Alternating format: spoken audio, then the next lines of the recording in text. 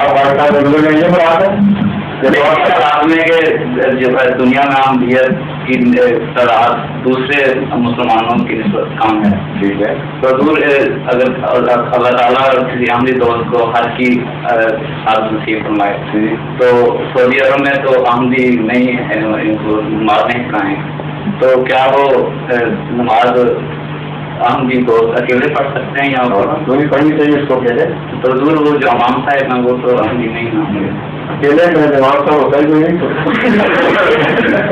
تو آرام سے کیا اکیلے نماز پڑھنی سے رہے گا، اکیلا پڑھے امام صاحب آ گئے میں ضرور وہ بات یہ ہے کہ وہ امام صاحب پیچھے نماز نہیں پڑھنی چاہیے. سوال یہ ہے امامت کا مسئلہ ہی لوگ نہیں سمجھتے. امام جو ہے وہ تو ایک صرف تنقیدی امام ہوتا ہے، اصل امام ہے حضرت محمد مصطفیٰ صلی اللہ علیہ وسلم، جو خدا کا مقرر کردہ امام ہے وہی امام ہے، باقی تو یہ تیمم ہے سارے امام. اس لیے جو اصل امام کو نہیں مانتا اس کے پیچھے نماز کیسا ہو سکتی ہے؟ اس طرح مسئلہ سمجھنا چاہیے.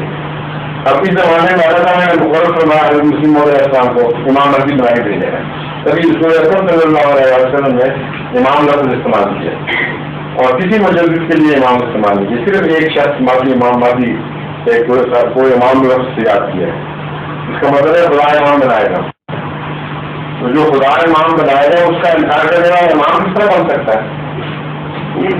ویسی بات ہے اس طرح اگر رسول اکرم صلی اللہ علیہ وسلم کا منکر ہو اس کو کھڑا کر دیں آپ نماز کے آئے کہ تم اسے مان کے تو منکر ہو لیکن ہمیں نماز پڑھا ہو نہیں سکتا. اس لیے یا ہم جھوٹے ہیں یا